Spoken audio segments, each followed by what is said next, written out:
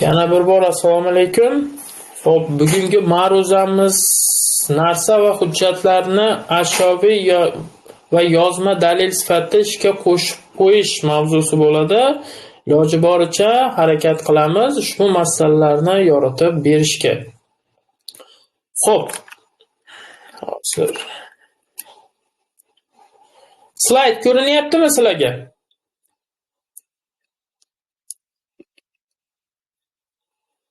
Ko'rinyapti ustoz. Rahmat. Xo'p, ushbu mavzuni o'rganish davomida sizlar bilan o'sha taqdim etilgan hujjat va narsalarni protsessual mustahkamlash tartibi va shartlari, taqdim etilgan hujjat va narsalarga huquqiy baho berish, dalillarni saqlash tartibi va shartlari va oxirisida o'sha taqdim etilgan hujjatlar va narsalarni protsessual mustahkamlash va dalillarni saqlashda yuzaga keladigan muammolarni tahlil qilib o'tamiz. Demak, birinchi masalamiz nima bilan tartibga solingan ushbu protsessual holat, ya'ni dalillarni protsessual mustahkamlash.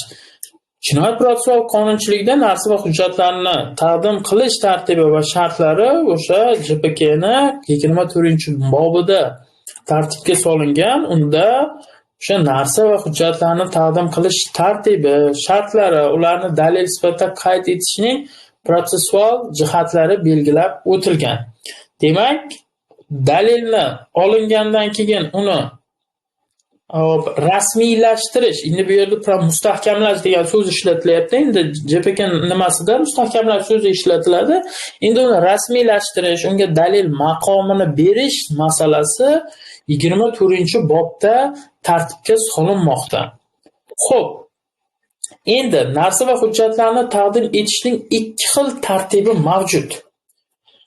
Birinchi masalamiz narsa va hujjatlarni ularning egasi bo'lmish shaxslarning tashabbusi bilan taqdim etish nimamiz bor. Ikkinchisi esa narsa va hujjatlarni surishtiruvchi, tergovchi, prokuror yoki sudning talabiga ko'ra taqdim qilish masalamiz mavjud. Xo'p, keyingi slaydda. Xo'p, endi mana birinchi o'sha turini tahlil qilsak. Birinchi turida fuqarolar, shuningdek korxona muassasa tashkilotlarining rahbarlari va boshqa mansabdor shaxslar o'z fikrlariga ko'ra ish uchun ahamiyatli molik bo'lgan narsalarni tergovchi, surishtiruvchi yoki sudga taqdim qilishga haqlidirlar. E'tiborga olamiz, bu o'sha bundan oldingi slaydda tahlil etilgan o'z xohishiga ko'ra taqdim qilishdir. E'tiborga olamiz, mana endi o'z fikrlariga ko'ra ish uchun ahamiyatga molik bo'lgan narsalar deyilyapti. Bu degani uning fikricha, uning qarashicha bu ishga daxldor bo'lishi mumkin degan masala bu. Endi siz tergovchi, surishtiruvchi yoki prokurorsiz. Endi nima qilamiz? Mana misol olib keldi bitta jabrlanuvchi yoki guvoh. Odatda endi jabrlanuvchi yoki ayblanuvchi, gumonlanuvchi olib keladi. Bitta dalilni olib keldi. Narsani telefon yoki hujjatni olib keldi, tilxatmi? Mana birinchi nima qilishimiz kerak? Taqdim etilgan narsa ko'zdan kechirish tergov harakatining umumiy qoidalariga rioya etgan holda amalga oshirilishi nazarda tutilyapti. Bu tilxatni olib keldi deylik. Tilxat o'sha ko'zdan kechirilishi shart. Hamma narsa ko'zdan kechirilishi shart. Muammo nima yo'q? Misol bayonnomaga yozishingiz kerak axir uning o'ziga xos jihatlarini, ajralib turuvchi holatlarni, u qanday to'r burchak, rangi, hamma nimasini bekorga bu yerda aytib o'tilmayapti. Ko'zdan kechirish tergov harakatining umumiy qoidalariga rioya qilgan holda deyilyapti. Ya'ni o'sha 136, 137, 139, 140-moddalarda bayon qilingan holatlar bo'yicha. Xo'p. Endi ikkinchi narsa, ko'zdan kechirdingiz.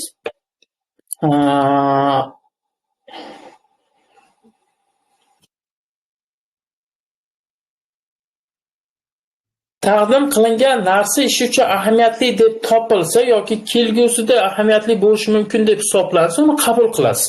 Mana olib keldi, ko'zdan kechirdingiz. Endi bu mana bu yoqdagiga e'tiborga olamiz. O'z fikrlari ko'rish uchun ahamiyatli deb topib olib keldi va siz uni ish uchun ahamiyatli deb topdingiz. Unda qabul qilasiz. Majburiy qabul qilasiz. Chunki siz to'g'ridan to'g'ri dalilga mana bu yerda sizlar bilan o'tgan semestrda seminarlarda o'tganmiz. Dalilga aloqadorlik yuzasidan baho beryapsiz bu yerda o'sha. Aloqador, ya'ni ish uchun aloqador deb baho beryapsiz va qabul qilyapsiz. Uchinchi holatda keladigan bo'lsak, ish uchun ahamiyatli bo'lmagan lekin muomaladan chiqarilgan narsalar qabul qilib olinishi lozim. Sizga qurol olib keldi, qurol ish uchun ahamiyatli emas, lekin bu muomala cheklangan narsalar bo'lgani uchun endi qurollarda ayrim holatlarda litsenziya bilan olib yurish bor. Ya'ni ov qurollari bilan bog'liq yoki bo'lmasa mana giyohvandlik vosita pornografiya nashrlari bo'ladigan bo'lsa, ishga bog'liq bo'lmasa ham siz olib qo'yishingiz lozim. Endi agar ishga aloqador bo'lmagan, ish uchun ahamiyatli deb topilmagan va muomaladan chiqarilmagan, ya'ni bo'lishi mumkin. Tilxat olib keldi, tilxat umuman ishga doir emas, ish uchun ahamiyatli ham emas. Lekin o'sha muomaladan chiqilmaydi, u oddiy qog'oz. Unda siz ko'zdan kechirasiz va o'sha uning egasiga qaytarib berishingiz lozim. Xo'p, savollar bormi birinchi masala yuzasidan?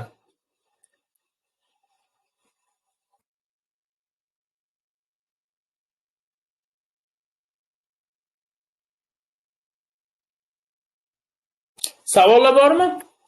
Xo'p, savol bo'lmasa, mana muammoli masalaga e'tibor berib o'tamiz. Mana birinchi misolda A ismli shaxs B ismli shaxs bilan jinoyat til biriktirib, tunda S ismli shaxsning uyiga yashirin ravishda kirib, uydan tilla taqinchoqlar hamda pul mablag'larini olib voqea joyidan yashirinishgan.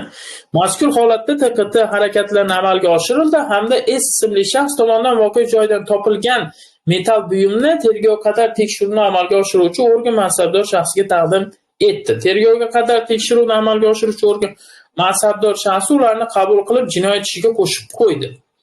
Endi bu yerda nimaga biz muammolik masala deyapmiz? Unda ko'rinishidan hech qanday muammoli holat yo'qday tuyulyapti. Lekin JPKning 198-moddasida kimlarning huquqi bor degan masala bor, ya'ni kimlar taqdim etilgan dalilni olish huquqiga ega degan masala bor. Afsuski, o'sha 198-moddamizda faqatgina tergovchi, surishtiruvchi va sud taqdim etilgan narsa va hujjatlarni olish huquqi borligi bildirilyapti. Bu yerda tergovga qadar tekshiruvni amalga oshiruvchi mansabdor shaxs bunday huquqqa ega emas. Afsuski. Xo'p, shu yerda muammoli masalamiz bor. Albatta bu endi JPKdagi probel holat hisoblanyapti. Xo'p, savol bormi? Taqdim etish yuzasidan ovozim boryaptimi? Nimalar bo'lmaganiga bir hech qanday fikr bo'lmaganiga ovoz eshitilmayaptim degan nima paydo bo'ladi fikr? Ovoz eshitilyaptimi? Ovoz eshitilyapti. Rahmat. Hop. Endi keyingi masalaga o'tamiz endi. Keyingi masalamiz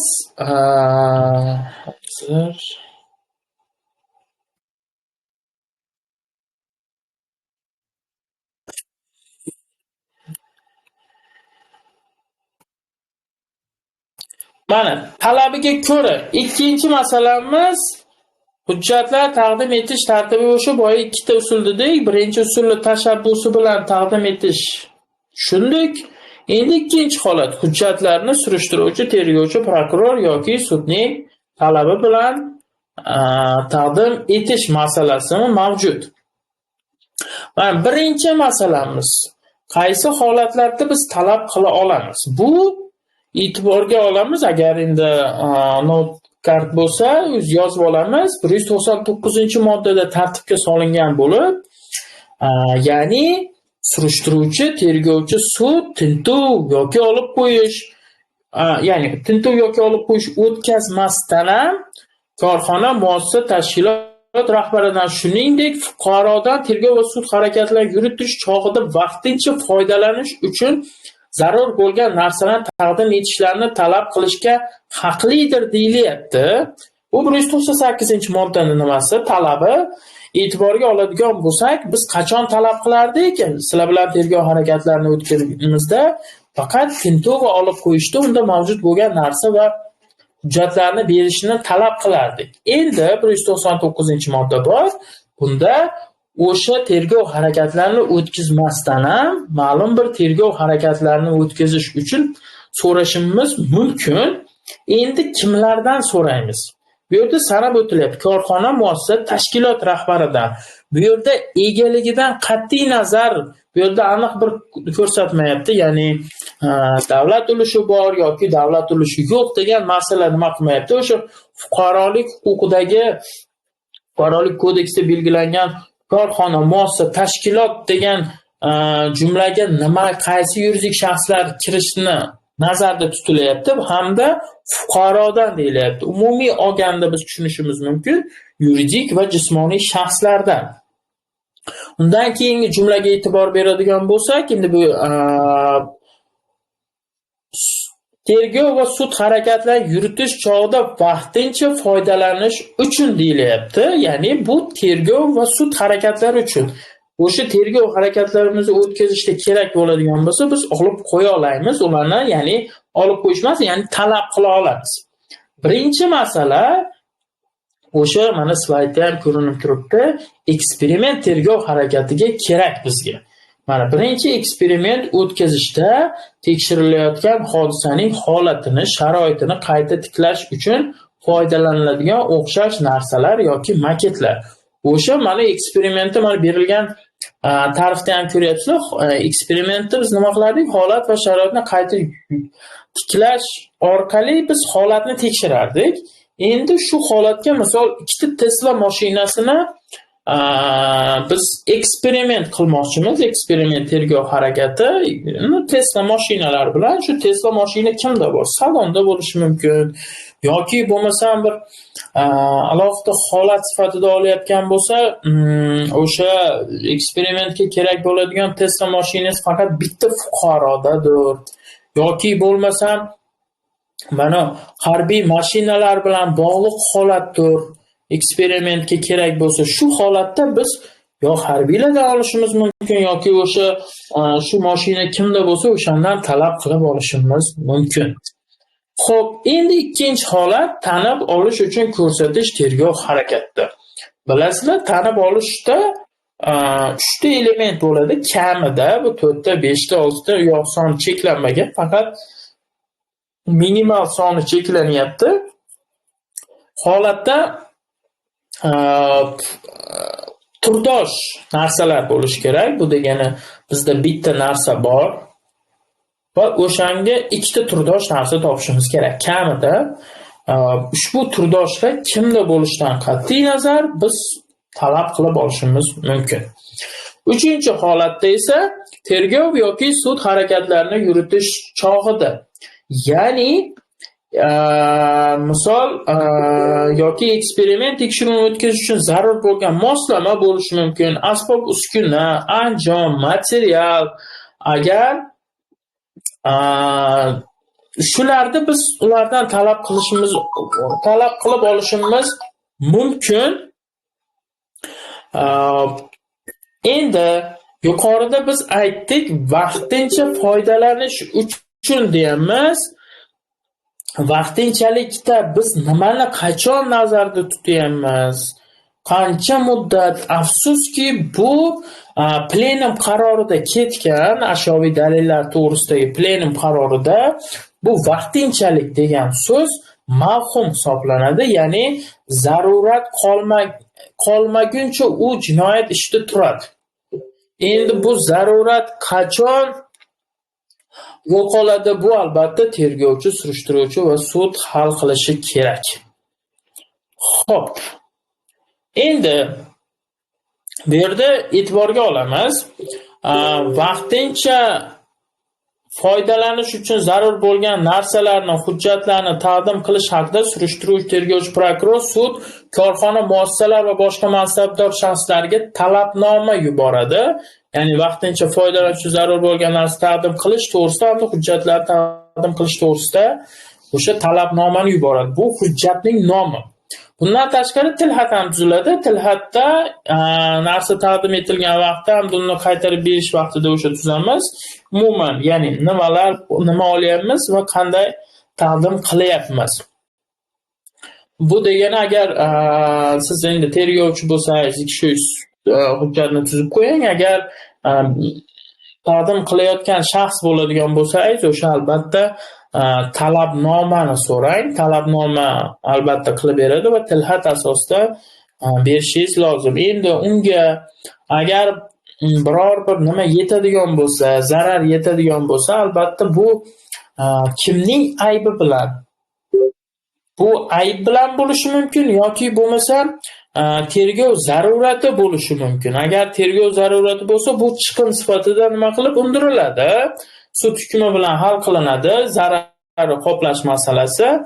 Agar bu tergovchi, surishtiruvchi sudning xatosi bilan uning harakatlari natijasida zarar yetadigan bo'lsa, fuqarolik tartibida hal qilinadi.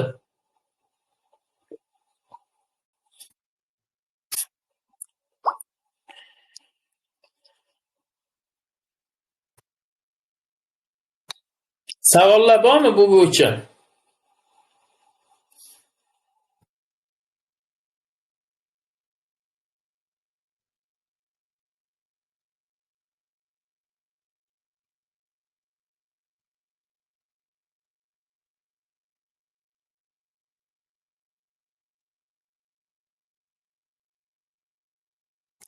Savollaringiz bormi?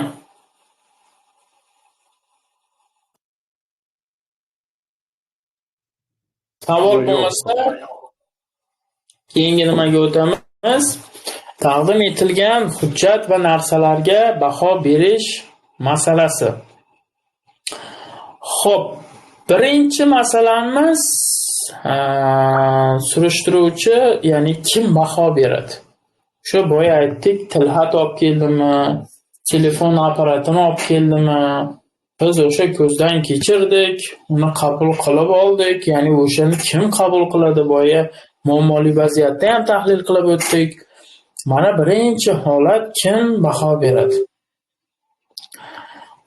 Surishtiruvchi, tergovchi, prokuror va sud baho beradi. Faqatgina shu 3 ta subyekt. Bu 86-moddada ham keltirib o'tilgan, ya'ni isbot qilish subyektlari deb belgilangan.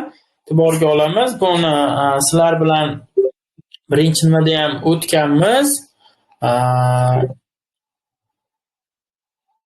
Ikkinchisi, ya'ni o'sha surishtiruv, tergovchi, prokuror, sud baholashi, qolganlar baholash huquqi yo'qligi nima qilingan. Ikkinchisi esa qonunga va huquqiy onga amal qilib o'zlarining ichki ishonchlari bilan baho beradi. Ya'ni bu nima uchun? Mana 3-holatlarda e'tiborga oladigan bo'lsa, aloqadorlik, maqbullik, ishonchlilik nuqtai nazaridan baholanadi deyilyapti. Bu narsa ichki ishonch bilan asoslanishi lozim. Endi maqbullik masalasi yana bor. Hozir keyingi nimada o'tamiz. Umuman bu tajribadan kelib chiqib, ichki ishonch bilan hal qilinadigan narsa. Ya'ni jinoyatni ochishga yordam beradi yoki yordam bermaydi masalasi xolos. Ya'ni ishonchlilik bilan aloqadorlik masalasi. Xo'p, keyingi holat o'sha dalillarga baho berish masalasi. Biz 4 ta nima bilan 4 ta kriteriya bilan tekshiramiz. Dalillarga ya'ni baho beramiz. Birinchisi aloqadorlik. Ya'ni yana bir eslab o'tamiz, aloqadorlik o'sha jinoyat ishiga aloqador bo'lishi lozim. Ikkinchisi esa maqbullik. Maqbullik o'sha JPK talablari bilan olingan bo'lishi kerak. Ya'ni qonunda belgilangan tartibda olingan bo'lishi kerak. Uchinchisi esa ishonchlilik, ya'ni bu real hayotga mosligi hamda dalilning manbasi mavjudligi nazarda tutilyapti. Ya'ni dalil kim olib keldi, qayerdan topdi, xuddi shu masalalargacha ham, ya'ni manbasi aniq bo'lishi shart. Shu bilan biz tergov surish prokuror sud sifatida biz baho berishimiz lozim har bir dalilga, har bitta elementga shu bo'yicha biz baho beramiz. Endi dalillarni saqlash tartibi va shartlari. Xo'p.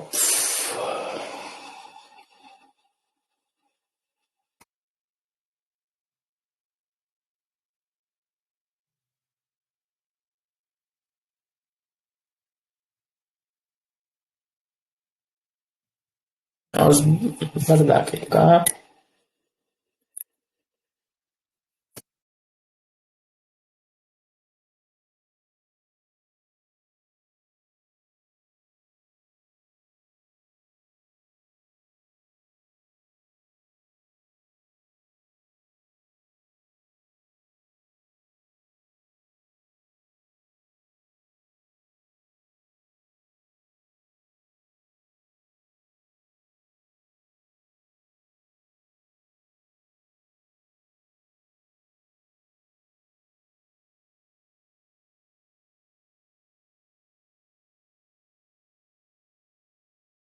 Davom etamiz.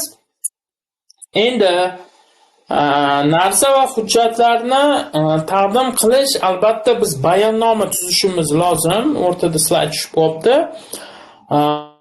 Ya'ni taqdim etgan bo'lsa, biz sizlar bilan bayonnoma tuzish tartibini tahlil qilganmiz. 92-moddalarda bayonnoma tuzish tartibi belgilangan. Xuddi shu tartibga rioya qilingan holda dalillarni qabul qilish bayonnomasini qabul qilishimiz shart. Ya'ni bu bayonnomada o'sha kim taqdim qilyapti, o'sha shaxs haqidagi ma'lumotlar, ularning iltimosnomalari, ya'ni agar o'z ixtiyoriga ko'ra taqdim etayotgan bo'lsa, xo'p, undan tashqari o'sha ko'zdan kechirilgan bo'lgan holat va umumiy shu dalilga bog'liq bo'lgan boshqa masalalar bayonnomada kiritilishi lozim bo'ladi. Xo'p, endi bizda dalil deganda biz ikkita turga bo'layapmiz. Ya'ni birinchi nimamiz o'sha ashyoviy dalil. Ashyoviy dalil bu nima degani masala bor. Ashyoviy dalil bu kelib chiqishi, kimga tegishliligi, ma'lum maqsadlarda foydalanilganligi yoki foydalanishga yaroqliligi, qo'ldan qo'lga o'tganligi yoki turgan joyi o'zgarganligi yoki bu moddalar narsalar ta'sir etganligi aniqlash mumkin bo'lgan fizikaviy alomatlar yoki belgilarga, shuningdek ish holatlarini aniqlashga xizmat qiladigan har qanday boshqa alomat va belgilarga ega bo'lgan narsa ashyoviy dalil deb e'tirof etiladi. Xo'p, hozir sizlarga bevosita o'sha JPKdagi normani nima qilamiz? Tahlil qilamiz. Hozir ya'ni bu yerda e'tiborga olamiz mana 203-moddani, ya'ni ashyoviy dalilga to'g'ridan-to'g'ri ta'rif berilyapti. Bu nima? Bu fizikaviy alomatlarga ega yoki belgilarga deyilyapti. Xo'p, mana tushundik. Ashyoviy dalil telefon, papka, ruchka bu ashyoviy deb topishingiz mumkin. Qo'l izi nima bo'ladi degan masalamiz bor. Bu fizikaviy alomatga ega. Shuning uchun biz har qanday mana so'lak nimalarni ham bir alomat, ya'ni fizikaviy alomatga ega deb, ya'ni molekulalar bor.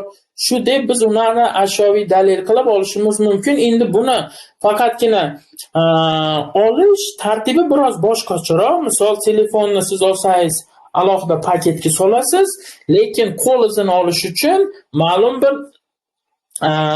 kimyoviy nimalar bilan olishingiz kerak. O'sha nimani, ya'ni dalil ko'rinishga ega bo'ldirish uchun bir vositalardan foydalanish lozim.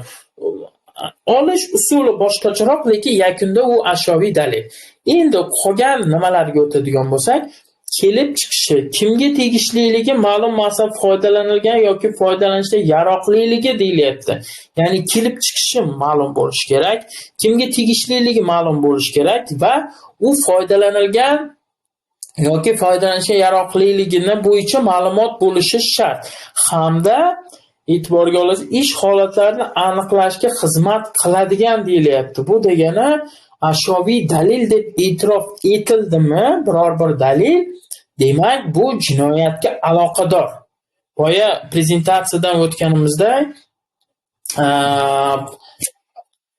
o'z fikrlariga ko'ra ahamiyatli deb topilgan narsalar, misol taqdim etganda agar ish uchun ahamiyatli bo'lsa, ashyoviy dalil deb e'tirof etish to'g'risidagi qarorni qabul qilishingiz lozim. Hamma narsa dalil bo'lishi mumkin, lekin jinoyatga aloqador bo'lmasligi mumkin.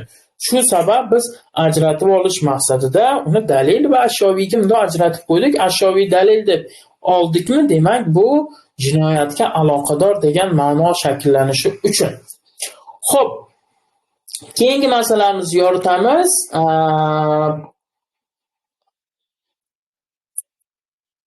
Ashyoviy dalillarni albatta turlari mavjud. Turlari bu birinchi turi mana jinoyat quroli deyilyapti. Jinoyat quroli bu dalil deb e'tirof etilgan, ya'ni bu ashyoviy dalil. Ikkinchisi, jinoyatga tayyorgarlik ko'rish yoki sodir etish uchun maxsus mo'ljallangan. Xo'p, yo maxsus mo'ljallangan bo'lishi kerak yoki jinoyatga tayyorgarlik ko'rishda foydalanilgan bo'lishi kerak. Tayyorlangan yoki moslashtirilgan narsalar alohida tayyorlashimiz mumkin yoki ma'lum bir predmetni biz moslashtirishimiz mumkin. Elektron ma'lumotlar. Mana kiber jinoyatlarda ko'proq elektron ma'lumotlardan foydalanilyapti. Shuningdek, jinoyat maqsadlariga erishish uchun jinoyat sodir etish jarayonida bevosita foydalanilgan mol-mulk jinoyat qurolidir deyilyapti. Xo'p, bu birinchi nimasi. Usuli, misol jinoyatda foydalanilgan bevosita mol-mulkda biz nima deyishimiz mumkin? Mashina bo'lishi mumkin. Albatta hozir kelgusida mashinani tahlil qilamiz. Qachon jinoyat quroli bo'lishi kerak, qachon vosita sifatida yoki bo'lmasam uy bo'lishi mumkin. Jinoyat sodir etilishda misol yig'iladigan joy, misol hujralarni tashkil qilishda o'sha hujra jinoyat sodir etilishda bevosita joy sifatida foydalanilgan. Ikkinchi masala, o'sha ashyoviy dalilning ikkinchi nimasi, turi bu o'zida jinoyat izlarini saqlab qolgan narsalar. Misol qon izi bo'lishi mumkin yoki bo'lmasam shikastlangan buyum, narsa, o'q otilish yoki portlash natijasida shikastlangan narsa, barmoq, qo'l, oyoq, poyabzal, transport buzish qurollarining izlari bo'lishi mumkin. Bu o'zida jinoyat izini saqlab qolgan narsalar. Bu bilan biz jinoyat qilmadik. Misol, mashina portlab ketdi. Mashinani o'sha izlari mana eshigidan sochilib ketgan yoki rollar u yoqda turgan bo'lsa, jinoyat bo'yicha o'zida dalil bo'lgan narsa biz topamiz. Shu sabab buni biz ashyoviy dalil deb topamiz. Uchinchisi, jinoiy harakatlar obyekti bo'lgan narsalar. O'sha biz jinoyat nima olib o'tishimiz mumkin? Misol, siz ko'chada telefon o'g'irladingiz. Telefon bu ashyoviy dalil. Shu narsani nazarda tutyapti, ya'ni jinoyat harakatining obyekti. Bu jinoyat huquqida o'tgan bo'lsa-ni ham kerak. Oxirgi turi esa o'sha ashyoviy dalilni bu jinoiy harakatlar sodir etilgandan keyin jinoiy yo'l bilan topilgan mablag'lar evaziga topilgan mol-mulk, pullar va boshqa qimmatliklar. Xo'p, o'g'rilik qildingiz, pul oldingiz 100 million va 100 millionga bitta iPhone, bitta kompyuter narsalar sotib oldingiz. Bular ashyoviy dalil deb olinadi. Ko'p holatda mana restoran turdagi jinoyatlarda bilasizlar, davlat mulki o'matiladi. va ushbu mol-mulklarga kvartiralar, mashinalar sotib olinadi. Bularni biz ashyoviy dalil deb e'tirof etamiz. Endi yangi bizda qonunchiligimizda yangi masalalar paydo bo'lgan. Hozir bir-biri bilan farqlaymiz. Endi yozma dalillar avvalan bo'lgan va elektron va raqamli dalillar masalasini ham ko'rib o'tamiz, chunki dalillarda bu masalalar yoritilmagan edi. Xo'p, birinchi masala o'sha yozma dalil. Mansabdor shaxs yoki fuqaro tomonidan so'z, raqam, chizma yoki boshqa shaklda yozilgan va ish uchun ahamiyatli bo'lishi mumkin bo'lgan ma'lum qilish, o'zgartirish, berish uchun mo'ljallangan hujjat, boshqa yozuvlar yozma dalil sifatida olinadi deyilyapti. Endi e'tiborga olamiz, qachon yozma, qachon bu narsa buyum sifatida olishimiz mumkin. Bu albatta foydalanish maqsadiga bog'liq hisoblanadi. Misol, siz tilxatdan qo'l izi sifatida foydalanmoqchi bo'lsangiz, bu narsa buyum sifatida olishingiz mumkin. Agar siz ichidagi masalalarga e'tibor beradigan bo'lsangiz, o'sha tilxatda nimalar yozilgan, shularga e'tibor beradigan bo'lsangiz, bu yozma dalil sifatida e'tiborga olishimiz mumkin. Lekin bu umumiy jihatdan ularning yozma yoki nimaga ajratilishi hech qanday huquq-oqibat keltirib chiqarmaydi. Barchasi ashyoviy dalil. Bu yerda endi farqlab berilgan, endi barcha uchun tushunarli nima bo'lishi uchun, ya'ni nimalar so'ralayotganini bilishimiz uchun. Keyingi yangi nimamiz bu elektron ma'lumotlar. Elektron ma'lumot nima? Bu yangi kirdi qonunchiligimizga, ya'ni elektron qurilmalardan va axborot tizimlaridan, shuningdek axborot texnologiyadan foydalangan holda yaratiladigan, ishlov beriladigan hamda saqlanadigan ma'lumotlar. Hop, bu nimani nazarda tutyapti? Mana bazadan, MyGovdan ma'lumot oldingiz. Bu elektron ma'lumot hisoblanyapti. Yoki bazadan olyapsiz, elektron ma'lumot hisoblanyapti. Yoki elektron qurilmadan olyapsiz, ma'lumot nima bo'lyapti? Ya'ni bu ikkita va yoki mana so'zlar ishlatilgan elektron qurilmalardan va axborot tizimlaridan deb umumiy aytilyapti. Bu kompyuterlardan olingan ma'lumotlar ham nazarda tutilyapti. Xo'p, endi bularni nima qilishimiz mumkin? Xo'p, ko'chirma nusxasini elektron jismdan elektron ma'lumotlar mavjud bo'lgan boshqa elektron jismga olish orqali taqdim etishga haqli. Bu nima deyilyapti? Telegramdan Telegramga o'tkazsangiz mumkin. Ya'ni endi tizim orqali deyilyapti. Ya'ni bir elektron jismdan boshqa bir elektron jismga o'tkazish masalasi. Flashkadan flashkaga o'tkazish nima emas, bu elektron ma'lumot sifatida olyapmiz. Faqatgina e'tiborga olamiz, bu yerda mutaxassis ishtirokida ko'zdan kechirilishi shart. Boya sizlar bilan aytdik, ko'zdan kechirishning umumiy qoidalari rioya qilinadi deyilgan, lekin elektron ma'lumotlar mutaxassis ishtirokida ko'zdan kechirilishi shart. Endi raqamli dalillarga keladigan bo'lsak, bu o'sha ish uchun ahamiyat kasb etadigan elektron ma'lumotlar, shuning uchun elektron tarzda fayllar, audio, video, yozuvlar, elektron jahon axborot tarmog'ida saqlanayotgan ma'lumotlar, shuningdek boshqa elektron ma'lumotlar raqamli dalillardir deyilyapti. Xo'p, endi bu elektron ma'lumotlarga biz dalil sifatida urg'u beryapmiz. Xo'p, ya'ni biz elektron ma'lumotlarni biz olganimizdan keyin biz unga elektron dalil maqom, ya'ni raqamli dalil maqomini berib o'tyapmiz. Xo'p. Nima bormi? Savollar bormi?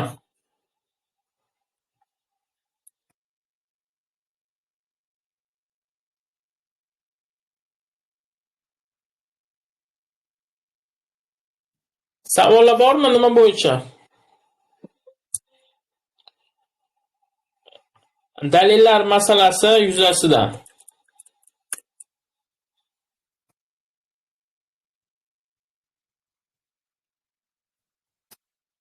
Hop. savol bo'lmasa, endi saqlash tartibiga bevosita o'tamiz.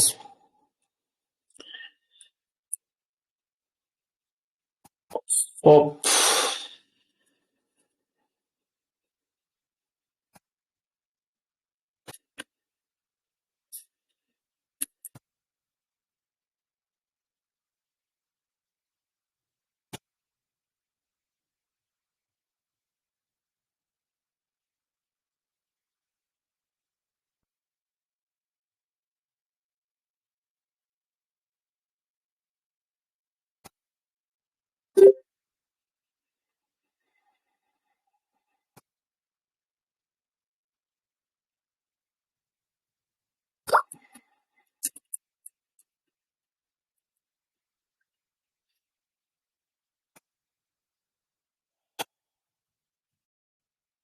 Dalillarni endi saqlash tartibi va shartlarini sizlar bilan muhokama qilib o'tamiz. Birinchisi, o'sha dalillarni saqlash deganda nimani tushunamiz? Bu jinoyat ishi uchun ahamiyatli bo'lgan narsalarni, ashyoviy dalillar va boshqa vakolatli organlarning qaroriga asosan ularni korxona, muassasa, tashkilotlarga yoki xud maxsus jihozlangan xonalar saqlash uchun topshirish tushuniladi. E'tiborga olamiz, dalillarni saqlashda biz faqatgina korxona, muassasa, tashkilotlar nazarda tutilyapti. Yuridik va jismoniy shaxslar nazarda tutilmayapti. Egasiga berib yuborsak, bu saqlash degani emas. Endi biz nima uchun dalillarni saqlaymiz? Birinchi masala jinoyatni ochish va haqiqatni aniqlash uchun. Endi bu saqlash deganda bu ushlab o'tirish yoki yo'qolishini oldini olish har bir maqsadi bo'lishi mumkin. Birinchi o'sha eng katta nimamiz jinoyatni ochishga kerak bo'ladi. Har qanday dalil, hamma birinchi ayb qo'yganda daliling bormi degan savol qo'ymaydi. Shu sabab dalillarsiz hech qachon jinoyatni ochib bo'lmaydi. Ikkinchi masala dalillarni o'zlashtirish, xarj qilish, ya'ni ishlatib yuborish, boshqa narsaga o'zgartirish, yuborish, yashirish, yo'q qilib tashlash yoki shikastlanishini oldini olish masalasi maqsadida dalillar saqlanadi. Bu o'sha topilgan, misol uydan pul mablag' topildi, rastrata qilgan 2 milliard pul topilyapti uydan. Agar biz uni uyga o'ziga saqlash uchun bersak, bu ishlatib yuboradi.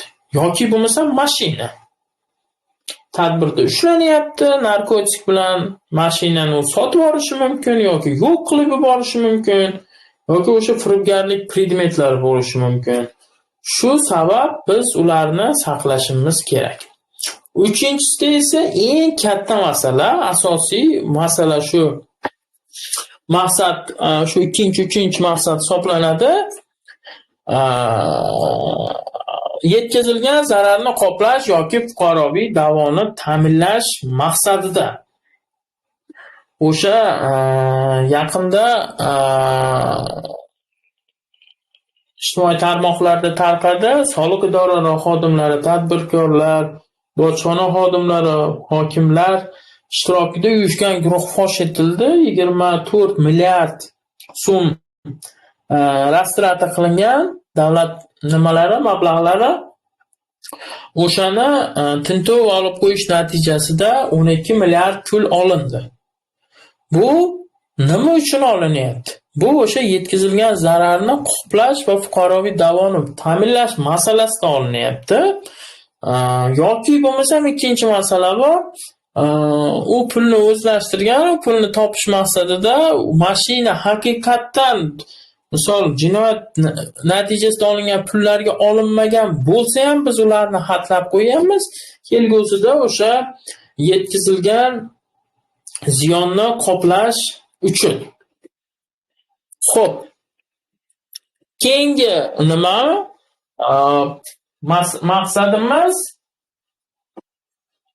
boshqa bir jinoyatni oldini olish uchun. pichoq bo'lishi mumkin, qurol bo'lishi mumkin yoki bo'lmasa narkotik moddalar bo'lishi mumkin. Albatta bu kelgusida yana sotish nima masalalarni oldini olish uchun yoki bo'lmasa bu jinoyat quroli bo'lgan bo'lsa, yana bir jinoyat sodir etmasligi uchun biz ularni saqlashga topshiramiz. Xo'p. Keyingi nimamiz saqlash uchun topshirilishi lozim bo'lgan dalillar va boshqa ma'lumotlarni tahlil qilamiz.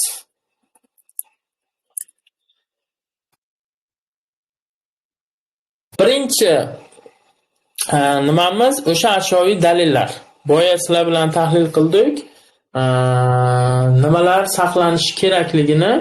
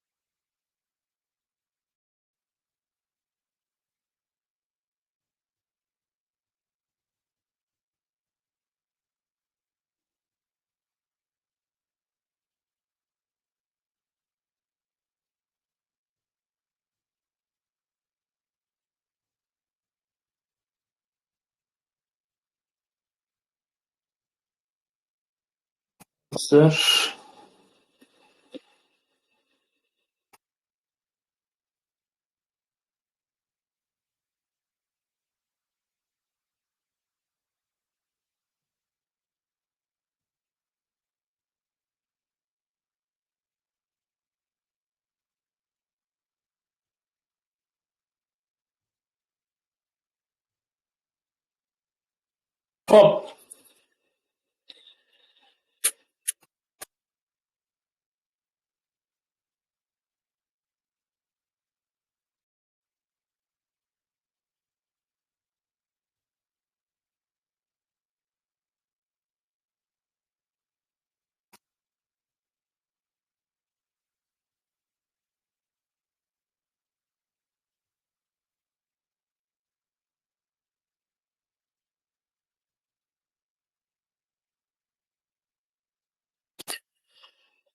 Ashyoviy dalillarni endi o'sha topshirish lozim bo'lgan dalillarni sanab o'tamiz. Birinchisi ashyoviy dalillar, jinoyat qurollari.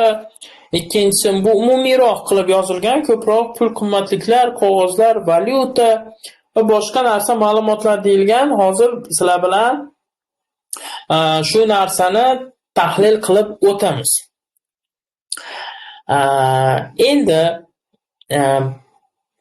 ashyoviy dalillarni saqlash joylari masalasini yoritib o'tishimiz kerak. Birinchisi o'sha jinoyat ishi bilan birga saqlanadigan nimalar. Dalil deganda o'sha ma'lumotlar nazarda tutin. Misol boyagi raqamli dalillarni fleshga nazarda tutyapti. Fleshga biz alohida bir korxonaga berishimiz shart emas. Jinoyat ishi bilan birga saqlanishi mumkin. Agar kinolarda balki bo'lishi mumkin yoki bo'lmasam ijtimoiy tarmoqlarda o'sha sud hukmini o'qish bilan bog'liq holatlarni videosini ko'rganinglarda ko'rishingiz mumkin. Palonchi dalillar jinoyat ishida birga saqlansin degan jumla mavjud. Bu degani o'sha ayrim dalillar bor jinoyat ishida saqlanishi mumkin birga, ya'ni bizda ashyoviy dalillar va boshqa narsani saqlash bo'yicha 2174 sonli yo'riqnomamiz bor. O'sha yerda aniq qilib ko'rsatilgan qaysi biri jinoyat ishi bilan birga saqlanadi yoki saqlash xonasida yoki bo'lmasam o'sha alohida tashkilotlarga topshirilish joyi. Ikkinchi holatda o'sha biz aytganmiz saqlash xonasi. Agar tergovchilarning xonasi yoki surishtiruvchilarning xonasiga kirgan bo'lsanglar yoki umuman o'sha tergov va surishtiruv organlarining binosiga kirgan bo'lsanglar, dalillarni saqlash xonasi mavjud bo'ladi. U yerga albatta bir kishi mas'ul bo'lgan holatda jinoyat ishi bilan birga saqlanmaydigan, lekin saqlash xonasida bo'lishi lozim bo'lgan nimalar bor? U yerda agar kirgan bo'lsanglar, panjaralar bor, alohida stelajlar, seyflar mavjud. Bu bekordan bekorga yoki bir tergov organining rahbarini bir xayolga kelib yoki ularning ideyasi emas, bu o'sha 2174 sonli yo'riqnomada belgilangan tartibda saqlanilyapti. Endi uchinchisi o'sha alohida tashkilotlarda. Ya'ni bu nima demoqchi? Maxsus tartib, sharoit taqozo etadigan joylar bo'ladi. Har bitta dalillarni o'ziga xosligidan kelib chiqqan holda tilla bo'lishi mumkin, kimyoviy vosita bo'lishi mumkin. Misol, kimyoviy vositani saqlash xonasida saqlab bo'lmaydi, chunki u alohida bir sharoitga muhtoj. Hop, endi ashyoviy dalillarni saqlash.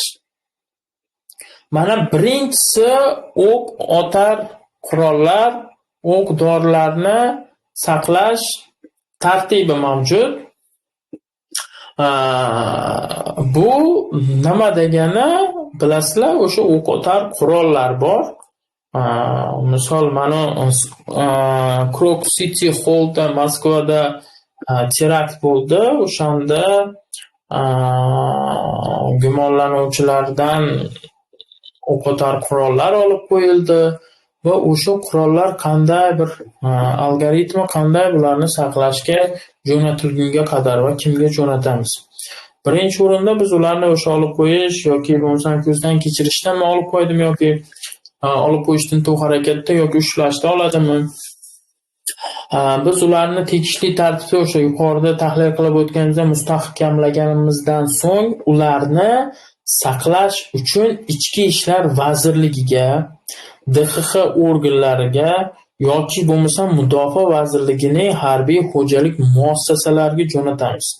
Demak, eslab qolamiz, o'q otar qurol va o'q dorilar bo'lsa, e'tiborga olasizlar,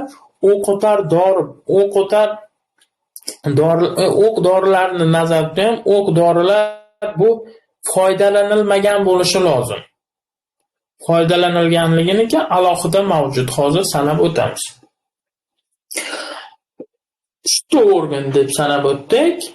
Ichki ishlar, DXX va Mudofaa vazirligining o'sha harbiy xo'jalik muassasalarida saqlanadi.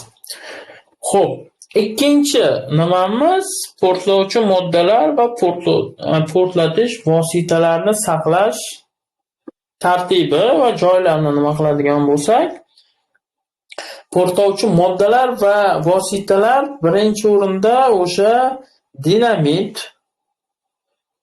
umuman mina bo'lishi mumkin, portlamagan narsa nazarda tutilyapti, ya'ni portlash ehtimoli mavjud. Shu sabab u saqlash xonasida emas, alohida nimada saqlanadi. Bu saqlash uchun harbiy qismlarning ombor xonalarda yoki tegishli davlat korxona tashkilotlariga topshiriladi. Tegishli davlat korxona tashkilotlar o'sha ko'proq harbiy muassasalar nazarda tutilyapti yoki bo'lmasa o'sha o'q dorilarni ishlab chiqaruvchi tashkilotlar nazarda tutilyapti. Bilasizlar, bizda harbiy mudofaa sanoat qo'mitamiz bor. Shunda o'sha o'q dorilar bilan ishlab chiqarish bilan bog'liq masala o'sha tashkilotlar mavjud. Shu sabab biz portlovchi moddalarni faqatgina shu yerda saqlashimiz lozim. Ya'ni ko'proq amaliyotda nimaga topshiradi? Harbiy muassasalarga, chunki ularda portlovchi moddalar va portlovchi vositalarni saqlashga sharoit yaratilgan, ya'ni ular ham bevosita portlash amaliyotlarini amalga oshirayotganligi uchun. Keyingisi o'sha hozir bu yerda ko'rsatilmoqda, o'sha 2174 yo'riqnomada ko'rsatilgan zaharli va kuchli ta'sir qiluvchi moddalar. Zaharli moddalar nimada? Biz narkotik moddalarni biz hozir nima qilmayapmiz? Ya'ni o'sha Vazirlar Mahkamasi qarorida nazarda tutilgan o'sha narkotik vositalar, ularning prekursorlari nazarda tutilmayapti. Ulardan tashqari bo'lgan zaharli moddalar nima bo'lyapti? Misol, ekinga sepiladigan bo'lishi mumkin, qishloq xo'jaligida foydalaniladigan yoki bo'lmasa veterinariya sohasida bo'lishi mumkin, zaharli modda bo'lishi mumkin. Ularni saqlash uchun kimga beramiz? Yetarli shart-sharoitga ega bo'lgan tashkilotlar omborxonalarga ularning rahbariyati bilan kelishilgan holda roziligi asosida topshiriladi. Misol, veterinariya bo'yicha bo'ladigan bo'lsa, albatta bu bo'yicha shart-sharoiti bo'lgan tashkilotga topshiramiz. Keyingi masala o'sha radioaktiv materiallar masalasi. Radioaktiv bilasizlar, ta'sir qilish doira judayam nima, agar unga tegishli, ya'ni o'sha yetarli darajada to'g'ri sharoit nima qilib bermasa, u ya'ni u bilan bog'liq salbiy oqibat kelib chiqishi mumkin. Shu sabab biz uni O'zbekiston Respublikasi Fanlar akademiyasining Yadro-fizikasi institutiga yoki belgilangan litsenziyaga ega bo'lgan boshqa tashkilotga topshirishimiz mumkin. Radioaktiv materiallar bilan bilasizlar, bu litsenziyalovchi faoliyat hisoblanadi. Radioaktiv materiallar bilan ishlash nimasi bor? Asosan mana televizor, radiotexnika vositalari ishlab chiqariladi. Shular bilan bog'liq tashkilotlar bo'lsa, biz topshirishimiz mumkin shu tashkilotlarga yoki ko'proq odatda Fanlar akademiyasi Yadro-fizikasi institutiga topshiriladi. Keyingisi o'sha qurol izi bo'lgan o'qlar, gilzalar va patronlar, shuningdek soyli, stolli o'q otar qurol nazarda tutilyapti. O'sha boya aytilgandek, agar otilmagan bo'lsa, biz nimaga topshiryapmiz? Ichki ishlar vazirligi, DXX hamda Mudofaa vazirligi endi o'q otar qurollar nima bor? Qurol izi bo'lgan o'qlar, gilzalar, patronlar esa o'sha Ichki ishlar vazirligining davlat o'q gilzatekasiga yuborilishi shart. Bu shunaqa tashkiloti bor, Ichki ishlar vazirligining tizimiga kiradigan. Ularga biz topshirishimiz shart. Xo'p.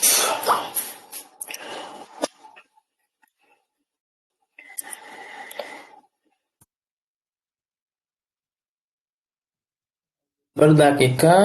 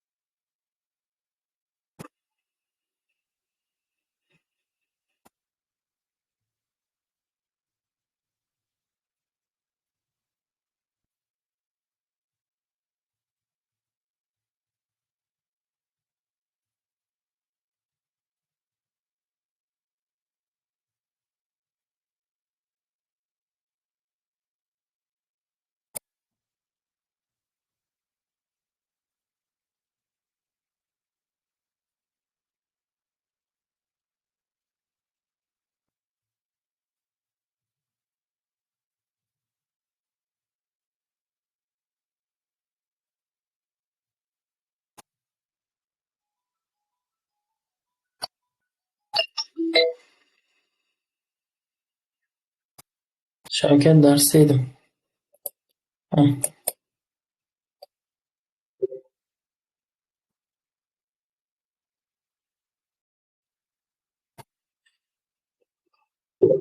Xo'p, davom etamiz. Dalillarni saqlash bilan bog'liq masalalarga. Keyingi nimamiz davlat mukofotlarini saqlash bilan bog'liq. Xo'p. Davlat mukofotlarini davlat mukofotini birinchi o'rinda tergov qadar tekshiruv, surishtiruv dastlab tergov organida yoki sudda qolishi mumkin. Davlat organini bilasizlar, agar bu ashyoviy dalil hisoblansa deyilyapti.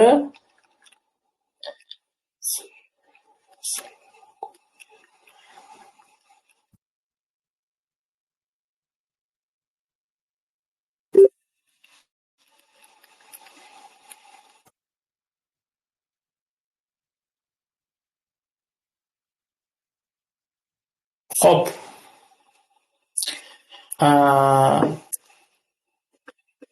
davlat mukofotlari bilan bog'liq bu tergov qadar surishtiruv dastlab tergov organi va sudda qolishi mumkin, agar bu ashyoviy dalil hisoblansa. Ashyoviy dalil deb hisoblanmasligi ham mumkin. Bu qachon u uydan tintuv qilindi, agar uni olib qo'ymasangiz yo'qolib qolishi mumkin. Ya'ni yo'qolish, ya'ni saqlanish bilan bog'liq muammo bo'lishi mumkin. O'shanda siz olib qo'yishingiz mumkin va uni tegishlicha nimasiga topshirasiz? Yaqin qarindoshiga yoki o'ziga topshirishingiz mumkin. Agar biz faqatgina bu ashyoviy dalil deb hisoblansa deyamiz, xolos. Yoki bo'lmasam o'sha u bilan unga nisbatan qamoq chorasi qo'llanilganda siz saqlab turishingiz mumkin u narsani, faqatgina o'sha yo'qolishni oldini olish maqsadida. Bu o'sha TKT tergov organi va sudda o'sha saqlash xonasida mumkin orderlarni olib nimalab qo'yishingiz mumkin. Endi bu yerda eng katta masala avtomashina, mototsikl va boshqa transportni saqlash. Xo'p, buni endi ko'pchilik bilsa kerak. O'sha shtraf stoyankalar masalasida, shtraf stoyankalarda saqlanadi. O'sha biz tushungan Ichki ishlar vazirligining yo'l harakati xavfsizligini ta'minlash bo'linmalarida bo'ladi. Ko'proq shu yerda saqlanadi, lekin bu Bosh prokuratura, Ichki ishlar va Davlat xavfsizlik xizmatining xo'jalik boshqarmalarida ham topshirilishi mumkin. Endi eslasanglar, boya avtomashinani biz jinoyat quroli yoki bo'lmasam jinoyat nimasida berdik, vositasi sifatida. Qachon vosita bo'ladi, qachon qurol bo'ladi degan masala bor. Qurol bo'lishi bu o'sha mashina aynan, misol ko'p holatda narkotik vositalar bilan bog'liq bo'ladi. Shu narsaga moslashtirilishi lozim. Ya'ni tashish uchun moslashtirilishi lozim. Ishlab chiqarish xarakteristikasida bilasizlar, unga nima qayerda joylashganligi aniq ko'rsatiladi. Lekin shu narsani o'zgartirsa va bu o'zgartirish aynan jinoyatni yashirish yoki jinoyat sodir etish uchun mo'ljallangan bo'lsa, biz buni jinoyat quroli deb bilamiz. Endi bu faqat tashigan, lekin o'zgartirmasdan tashigan bo'lsa, biz buni jinoyat vositasi sifatida olishimiz mumkin. Chunki biz buni jinoyat vositasi yoki quroli deb olishimizning huquqiy oqibatlari mavjud. Shu sabab biz ularni aniq ajratib olishimiz lozim. Misol, mashinani bardak, ya'ni o'sha alohida joyida, bardachogida narkotik vositasini soldi va ketdi. Yo'lda o'sha to'silyapti, nima qilinyapti? Xotinim ushlanyapti. Bu yerda u jinoyat vositasi sifatida olinyapti. Endi ikkinchi masalamiz bor, o'sha foralar bilan bog'liq. Nimasi benzabak yoki o'sha salarga qo'yadigan joyini alohida teshgan holda u yerda narkotik vositalarni saqlab olib o'tmoqchi. Bu yerda o'sha benzabak moslashtirilyapti. Aynan narkotik vositalarni tashish uchun. Shu sabab bunda biz jinoyat quroli sifatida ularni olishimiz kerak bo'ladi. Xo'p, avtomashina bo'yicha savollar bo'lmasa kerak. Endi bularni yuqoridagilarni aytib o'tdik, fuqaroviy da'voni ta'minlab bo'lmaydi, lekin avtomashina bilan bog'liq bo'ladigan bo'lsa, bu fuqaroviy da'voni ta'minlash maqsadida ham biz xatlashimiz mumkin bo'ladi.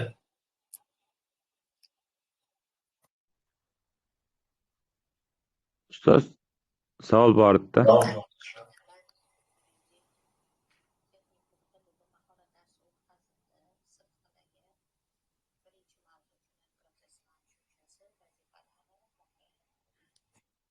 Xo'p, keyingi nimaga o'tadigan bo'lsak, giyohvandlik vositalarini, ularning analoglari, psixotrop moddalar va prekursorlar masalasi. Biz ularni qayerda saqlaymiz? Xo'p, birinchi o'rinda o'sha Ichki ishlar vazirligi, endi ko'pchilik nima bo'ladi?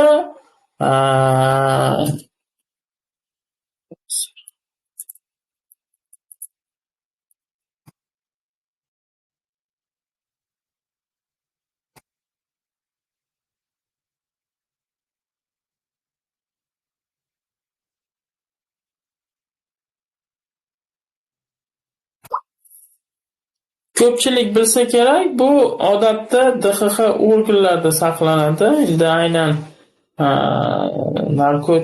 nimaga qarshi, narkotiklarga qarshi kurash bo'yicha maxsus davlat organi bo'lgani uchun asosiy u nima shu yerda saqlanadi. Endi har yili bilasizlar, 27-iyun kuni o'sha giyohvandlikka qarshi kurash kunida barcha nima yoqiladi. Sodara qilingan giyohvandlik vositalari. Bu endi Ichki ishlar vazirligida ham saqlanishi mumkin yoki bo'lmasa boshqa huquqni muhofaza qiluvchi organlarning saqlash xonasida ham saqlanishi mumkin. Agar kichikroq bo'lsa, misol 100 gram, 200 gram bo'lsa, nimada ham saqlash mumkin. Endi odatda amaliyotni bu DXX organlariga topshirilyapti. Lekin saqlash istisno qilmayapti. 2174 va umumiy jazoni ijro etish muassasangiz yashash va ishlab chiqarish zonalaridan tashqaridagi joylashgan operativ qismining seyfida ham saqlanilishi mumkin. Ya'ni jazoni ijro etish muassasangiz yashash qismidan tashqarida deyilyapti. Keyingi masalamiz qimmatbaho metallar. Qimmatbaho metallarning masalasi bu slaydda ko'rinmayapti. Birinchi nima o'sha toshlar bo'lishi mumkin, durlardan yasalgan buyumlar bo'lishi mumkin, yoki bo'lmasam qo'lda yasalgan zargarlik buyumlari, qimmatbaho metallardan yasalgan tangalar nazarda tutilyapti. Buni qayerda saqlaymiz? Bu o'sha saqlash xonasida bo'lishi mumkin. Endi tillani topib oldingiz, uydan saqlash xonasiga berishingiz mumkin yoki bo'lmasa xizmat ko'rsatuvchi bankka, ya'ni o'sha tergov organi, har bitta tergov organi o'sha xizmat ko'rsatuvchi banki bo'ladi. Endi har bitta rayondan o'z xosligi kelib chiqib, yoki bo'lmasa markaziy bankning qimmatbaho metallarni saqlash va ular bilan ishlash xizmati mavjud. O'sha yerga saqlash uchun topshirishingiz mumkin. Yo o'zingiz saqlang yoki bo'lmasa bankka topshirish lozim bo'ladi. Endi bank ham o'sha xizmat ko'rsatuvchi bankka yoki bo'lmasa markaziy bankning shu nimasi bor, alohida xizmati mavjud. Shu yerga topshirishga berishingiz mumkin bo'ladi. Xo'p, keyingi nimamiz muomaladan chiqarilgan qimmatbaho metallar. Oltin, kumush, platina va platina guruhiga kiruvchi boshqa metallar quymalari, ya'ni yombi, xomaki mahsulot shaklida ishlab chiqarish yoki laboratoriyada foydalanishga mo'ljallangan, shuningdek olmoslar yoki boshqa tabiiy qimmatbaho toshlar nazarda tutilyapti. Bilasizlar, bu oltin umuman mana shu muomaladan chiqarilgan narsalar, bu oltinlarni misol quyma shaklida fuqarolarda bo'lishi taqiqlangan narsa bo'ladi. O'sha birinchi aytganimizda, agar oltin taqdim qilsa, o'sha muomaladan chiqarilgan deb topib, ishga aloqadormi, aloqador emasmi, qabul qilishingiz shart. Chunki bu fuqaroda bo'lishi taqiqlangan narsa hisoblanadi. Ikkinchi nimamiz, endi buni qayerga topshiramiz? Qimmatbaho metallarni o'sha yuqorida aytganimizda O'zbekiston Respublikasi Markaziy bankining qimmatbaho metallarni saqlash va ular bilan ishlash xizmatiga topshirishimiz lozim bo'ladi. Xo'p. Savollar bormi bu bo'yicha? Savol borda. Aha. Shu taqiqlanganlarni ro'yxati bironta hujjatda berilganmi yoki o'sha hujjatlar narsalarni o'zidan kelib chiqqan holatdagi nimasimi shu berilganmi? Hujjat. Qanaqa taqiqlangan? Mana bu oltinni quyma shaklida saqlash taqiqlangan deyapsiz-ku, shu jinoyat protsessini qaysidir jarayonda yozilganmi shu narsa deyapman. 2174 da muomalasi cheklangan deb turib, ularga ta'rif berib o'tyapti. Ya'ni misol tariqasida nimalarni biz muomaladan cheklangan nima deyishimiz mumkin? Har bitta elementni o'zida muomalaga cheklanganlik nimasi nazarda tutilyapti. 2174 da berilgan. Yo'riqnoma. Ha. 2174 dedingizmi ustoz? 2174 men guruhga nimasini tashlayman albatta.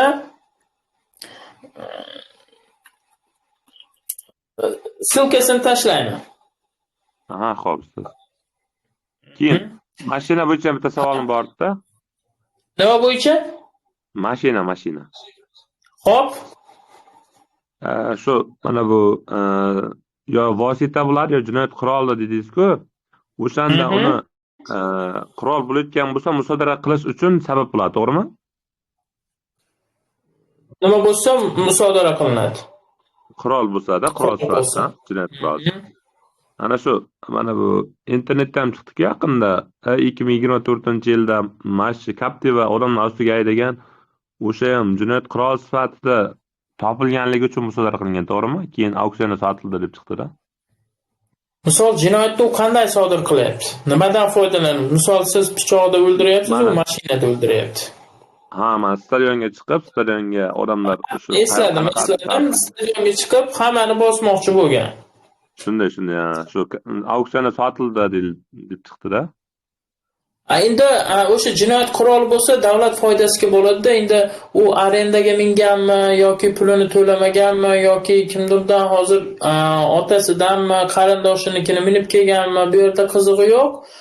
Ularning o'rtasidagi mulkiy munosabatlar fuqarolik sudida hal qilinadi.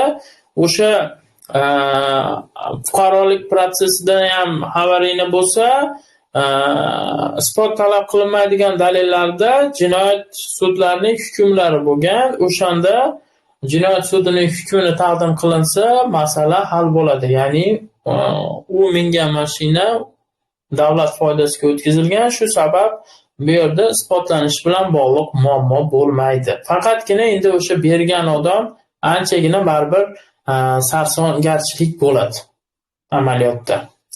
Ha, tushunarli. Ko'p holatlarda o'sha narkotik vositalarda endi mana chegara viloyatlarida yashayotganlar bilsa kerak, elektron tovarlar bor. $200, $300 misol ijtimoiy tarmoqda ham nima qilinyapti? O'sha so'roq qilingandagi videolar chiqyapti. $300 beraman degan, $400 beraman deb o'sha chegara qo'shni hududdan narkotik vositalarni olib o'tyapti. Yashirgan holatda o'sha jinoyat quroliga beradigan elementlar bo'lib, ya'ni moslashtirib tashib o'tyapti-da, u mashina arendaga bo'lyapti. Arendaga olgan va pul ishlayotgan bo'lgan. Endi bu davlat foydasiga musodara qilinyapti-da, yana alohida nima bo'lyapti? U fuqaroviy da'vo bilan chiqishi mumkin bo'lgan. Fuqaroviy da'vo bu ko'tarmaydi. U jabrlanuvchi emas jinoyat natijasida. Shu sabab u to'liq tergov bo'lib, misol 3 oylik tergov, 2 oylik sud o'tgandan keyin fuqaroviy da'vo bilan chiqishni kutyapti. shunaqa joylari bor. Afsuski nimada endi qonunchilikda endi shu belgilangan, chunki hukm chiqmagunga qadar biz uni aybdor deya olmaymiz. U misol aynan jinoyat quroli bo'lganmi, bo'lmaganmi, sud hukmi bilan belgilangani uchun kutishga majbur bo'lib qolyapti. Ya'ni da'vo qila olmay qolyapti. Afsuski bor shu holat. Yana savol bormi?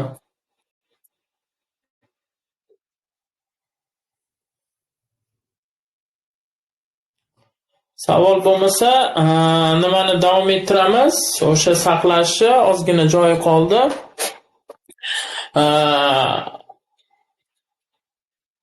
Pasport va ID karta, guvohnomalar endi umuman shaxsni tasdiqlovchi hujjatlar nazarda tutilyapti. Kimlarda, qayerda saqlanadi? Xo'p. Bu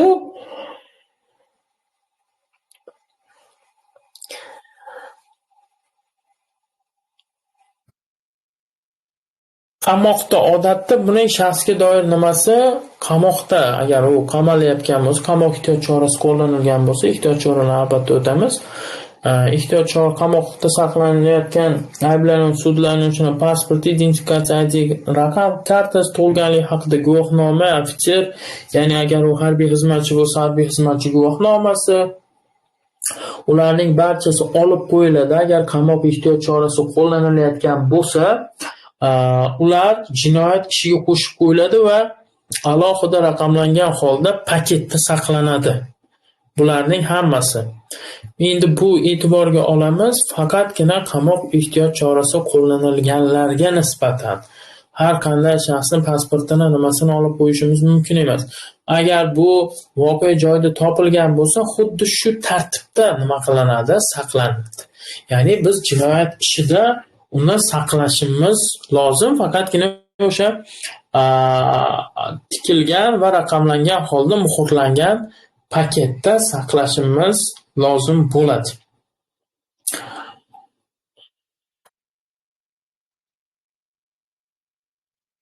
Xo'p. Endi boshqa shaxsiy hujjatlar masalasi bor. Agar u misol voqea joyidan oldingiz, pasportlarni oldingiz, pasportlar ishga aloqador bo'lmasa, biz ularni qayerda saqlashimiz kerak? Bularni biz egasiga qaytarib beramiz yoki ularning qarindoshi yoki egasi ko'rsatgan boshqa shaxsga berib yuborishimiz mumkin. Endi ya'ni kimga taqdim etishni biz so'raymiz. E'tiborga olasizlar, umuman boshqa ashyoviy dalil deb e'tirof etilmagan shaxsiy narsalar ishda saqlanilishi mumkin emas. Umuman saqlash bilan bog'liq nimalar. Faqatgina o'sha boyaga aytgan muomalasi cheklangan narsalarni biz olib qo'yamiz, saqlashga beramiz. Kelgusida buning taqdirini belgilash masalasi yuzasidan. Endi o'sha shaxsiy hujjatlar ishga aloqador bo'lmasa qaytarib beramiz egasiga, qarindoshiga yoki bo'lmasa o'sha egasi kimni ko'rsatgan bo'lsa o'shanga qaytarib berishimiz mumkin. Endi keyingi nimamiz pul masalasi. Pullarni biz qayerda saqlaymiz? Bilamiz, pul milliy bo'lishi mumkin yoki chet el valyutasi bo'lishi mumkin. Xo'p, voqea joyiga boramiz, misol tintuv qilamiz, tintuvda uydan 10 milliard pul chiqdi, 15 milliard pul chiqdi deyish mumkin. O'sha pullarni biz nima qilamiz? O'sha boyaga aytganimizda xizmat ko'rsatuvchi bankka topshirishimiz mumkin. Albatta, depozit hisob varaqasiga nima qilamiz? Ikkilanchi talab qilingunga qadar. Bu degani omonat masalasida o'sha olingan pul o'sha tergov organining omonatida saqlanadi. Bu pul tug'ib turadi. Omonatdan, ya'ni 2 oy tergov bo'ladimi, 3 oy tergov bo'ladimi, 2 oy o'sha sud hukmi bilan ushbu pul mablag'larining taqdiri belgilanmagunga qadar u omonat bo'ladi. Undan ma'lum bir o'sha omonatga necha foiz qo'yilgan bo'lsa, o'sha foizdagi pul mablag'lari tergov organining hisob raqamiga tushib turadi. Yoki ikkinchi masalasi bo'lishi mumkin. Omonat birinchi yo'li, ikkinchisi tijorat banklarining kassasiga topshirishingiz mumkin. Bu prost kassasiga topshirildi degani, bu xuddiki saqlash uchun berib qo'yildi degani. Odatda o'sha alohida bank shot ochib turib, omonatga topshiriladi bu pullar. Undan keyingi masalamiz bor. Davlat zayom obligatsiyalari, omonat daftarchalari, sertifikatlar, umuman o'sha fuqarolikdagi ma'lum bir chek daftarlar nazarda tutilyapti. Ularni biz qayerda saqlaymiz? O'sha but saqlanishi uchun bilasizlar, bir qog'oz bo'ladi, qog'oz shaklida bo'ladi. O'ramga solingan, alohida nima qilingan holda banklarga beriladi. Bular banklarda saqlanishi lozim, chunki u qiymatli qog'oz, oddiy mana sizning ko'rishga qog'oz emas, afsuski ma'lum bir qiymatga ega. Shu sabab ularni saqlash uchun banklarga topshirilishi lozim. Endi keyingi masalamiz ashyoviy dalil tarifasida e'tirof etilgan ish va uy hayvonlari. Ish hayvonlari deb o'sha ishda foydalanish nazarda tutilgan hayvonlar nima nazarda tutilyapti? Tergov qadar tekshiruv, surishtiruv, dastlab tergov organlari va sud tomonidan qaror chiqarilgunga qadar tegishli dalolatnoma rasmiylashtirilgan holda saqlash uchun jabrlanuvchi shaxslar yoki tashkilotlarga, ular bo'lmaganda esa hududiylik bo'yicha mahalliy davlat hokimiyati organi, shirkat yoki fermer xo'jaliklariga topshiriladi. Birinchi o'sha jabrlanuvchiga berishingiz mumkin, agar jabrlanuvchi bo'lsa yoki o'sha manfaatdor tomon deyilyapti. Kimniki bo'lsa o'shanga berishingiz mumkin saqlash uchun, yoki bo'lmasa mahalliy davlat hokimiyati o'sha hokimiyatlarga, fermer xo'jaliklariga, shirkatlarga. Odatda tergovchilar nima qiladi? Fermer xo'jaliklariga berib yuboradi, chunki uy hayvonlarini nimalarni ularda baribir fermer xo'jaliklarida agar mol, qo'y boqib yurgan bo'lsa, sharoit mavjud, endi saqlash uchun beradi. Endi bo'lishi mumkin hokimiyatlarga nima qilib topshiriq chiqaradi, saqlash choralari ko'rilsin deb. Albatta hokimiyatlar ham hokimiyatda boqmasdan baribir fermer xo'jaliklariga yuboradi. Oxirgi yana masalamiz bor, xatlangan narsalar yuzasidan. Xatlangan narsalar qayerlarda saqlanadi degan holat mavjud. Xatlanish albatta o'tamiz.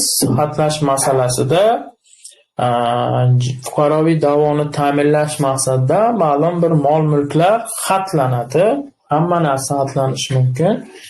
Xatlashga faqatgina uy anjomlarini xatlanmasligi mumkin. Xolos, Vazirlar Mahkamasi qarori bilan tartibga solingan. Surishtiruvchi, tergovchi qarorining yoki sudning ajrimi bo'yicha aniq holatlar va ish manfaatlardan kelib chiqqan holda saqlash uchun mahalliy davlat hokimiyati organi yoki uy-joy mulkdorlar shirkatiga, O'zbekiston Respublikasi Milliy gvardiyasi qo'riqlash bosh boshqarmasining hududiy bo'limlariga, shuningdek zarar yetkazilgan taraf yoki ushbu mol-mulk egasi yoki uning qarindoshiga topshirilishi mumkin. O'ziga ham topshirishi mumkin yoki bo'lmasa yaqin qarindoshlarga. Endi umumiy olganda qo'riqlash masalasi chorasi ko'rilsin deyilmoqda bu yerda. Har qanday xatlangan mol-mulklar bu yerda xatlanishni e'tiborga olamiz. Alohida xatlangan mol-mulk deb berilyapti. Bu yerda ashyoviy dalil emas, xatlangan, ya'ni bu ish uchun aloqasi yo'q, faqatgina fuqaroviy da'voni va o'sha yetkazilgan ziyonni qoplash masalasida xatlanyapti. Endi bularni o'sha umumiyroq qilib hokimiyatga beramiz yoki bo'lmasa Milliy gvardiya o'sha qo'riqlash bosh boshqarmasiga nimasi o'sha ularning qo'riqlanishini nazorat tutuvchi topshiriq chiqarishimiz lozim bo'ladi. Xo'p. Keyingi masalamiz xatlangan san'at asarlari va antikvar buyumlar bor. Bilamiz, bu qiymatga ega bo'lyapti. Misol, Mona Lisa'ning asari ancha million dollar turibdi. Shu sabab ularni saqlash alohida tartib talab qilgani uchun 2174 yo'riqnoma ularga nisbatan alohida tartib ishlab chiqarilmoqda.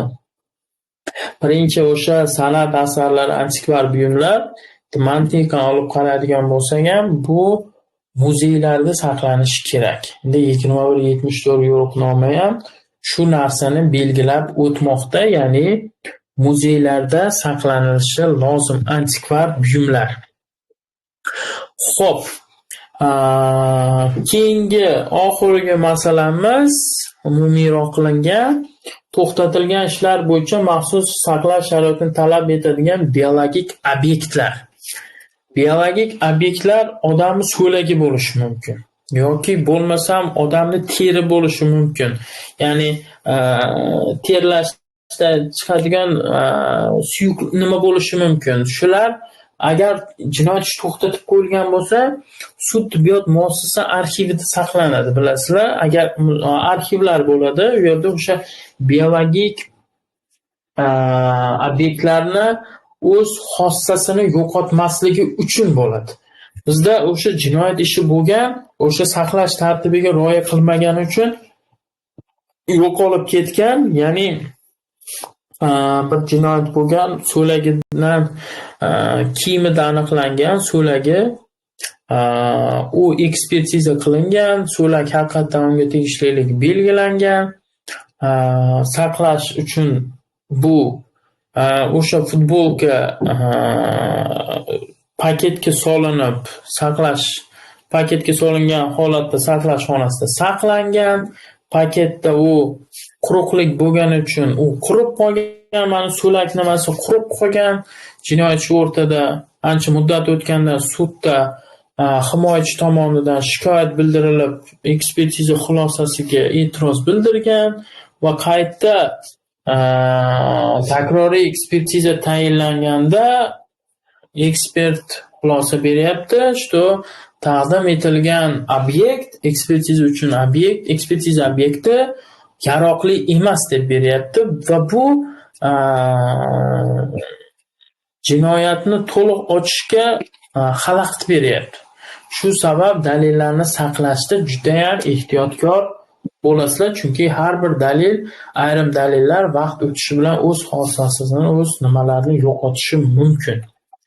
Xo'p, dalillarni saqlash bo'yicha savollar bormi?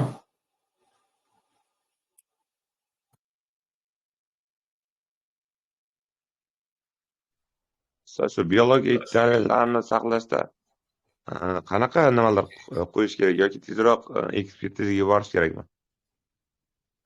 Ekspertiza-ku tayinlab nima qilasiz, xulosa olasiz, uning xossasi yo'qolmaslik chorasini ko'rishingiz kerak. Mana aytamiz, o'zini nimasini yo'qotadiganda sud tibbiyotda saqlash kerak edi, o'sha futbolkani olib nimaniga topshirishga berish kerak edi, что mana o'sha kiyimda olingan so'lak o'z nimasini yo'qotmasligi uchun yoki o'sha so'lakni mutaxassis ishtirokida olib, mana izni olganda olib turib va o'sha alohida sharoitda o'sha tibbiyot muassasalariga topshirilishi lozim edi. Alohida nimada? O'sha endi meditsina nima talablariga rioya qilgan holda u olinib saqlashda ularda turish kerak edi. Bu degani necha yil tursa ham o'sha o'z xossasini saqlab turish kerak. Ya'ni ertaga misol advokat tomonidan e'tiroz bildirilganda qayta ekspertiza o'tkazishga yaroqli bo'lgan holda.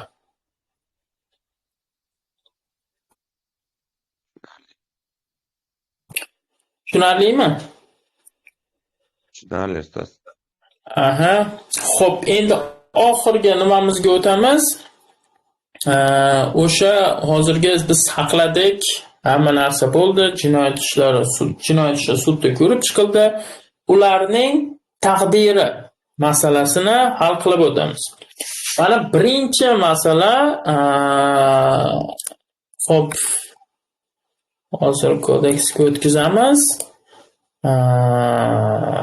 Birinchi masala mana hozir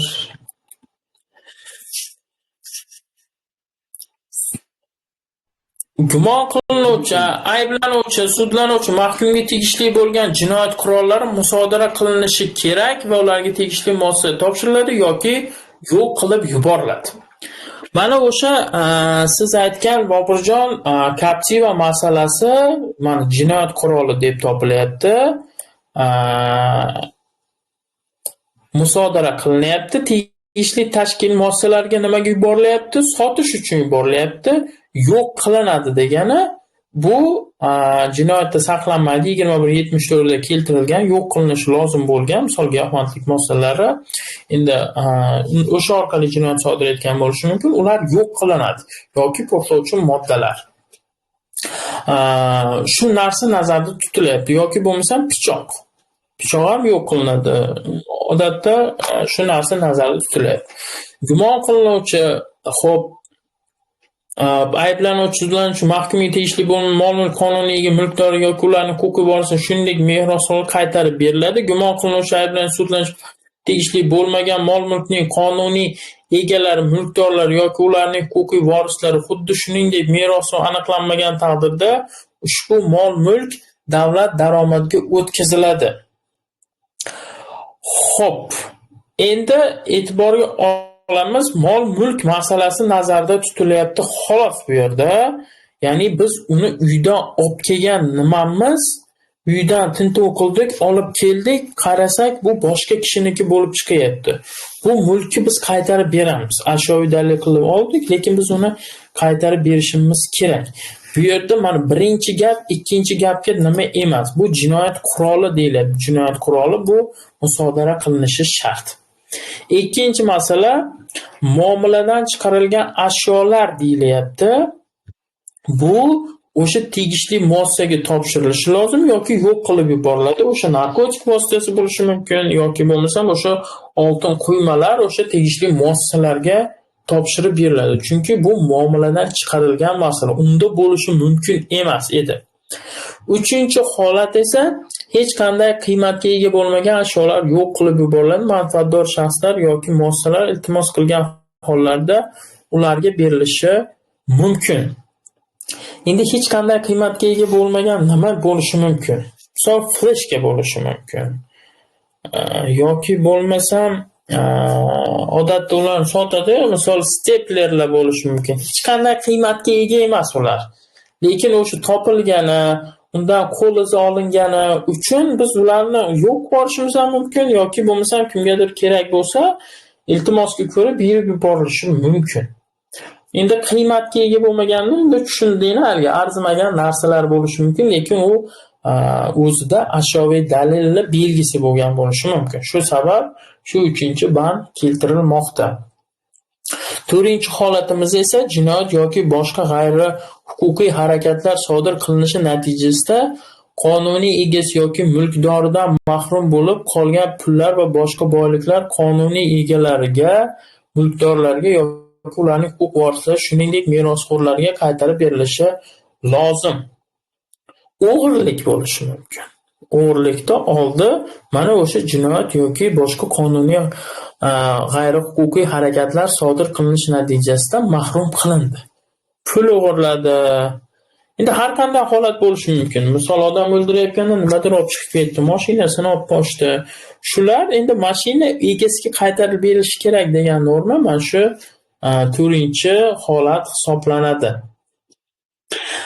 Keyingi holatimiz esa jinoiy yo'l bilan orttirilgan pullar, boshqa boyliklar sudning hukmiga binoan jinoyat natijasida yetkazilgan mulkiy ziyonni, zararni qoplashga o'tkaziladi. Mulkiy zarar ko'rgan shaxs aniqlanmagan taqdirda davlat foydasiga o'tkaziladi. Jinoyat natijasida misol nima bo'lishi mumkin? Soxta tadbirkorlik evaziga u ancha miqdorda boylik orttirdi. Soxta bankrotlik nima qilib ancha boylik orttirdi. Bu o'sha jinoiy yo'l bilan orttirilgan pul mablag'i hisoblanyapti. Ya'ni agar boshqani mulki bo'ladigan bo'lsa 4-bandga tushib ketyapti. Agar boshqani ham nimasi emas, lekin jinoyat nimasida sodir etayotgan bo'lsa yoki bo'lmasam litsenziya, misol davlat korxonalari o'sha pora olayotgan bo'lsa, o'sha jinoiy yo'l bilan olingan pullar, boyliklar nazarda tutilyapti. Bular birinchi o'rinda o'sha yetkazilgan ziyonni qoplashga qaratiladi. Har qanday misol pora tadbirlar olingan bo'lsa, birinchi agar biror kishi jabr ko'rgan bo'lsa, o'shalarga qaytarib beriladi. Agar undan ortgani davlat foydasiga, endi zarar ko'rgan shaxs aniqlanmagan taqdirda deyilyapti. O'sha birinchi navbatda ularga o'tkaziladi, keyin davlat foydasiga nima qilinishi lozim. Endi ashyoviy dalil hisoblangan hujjatlar bilan saqlash zarurati tugagunga qadar asrab turiladi yoki manfaatdor shaxslarga yoxud muassasalarga beriladi.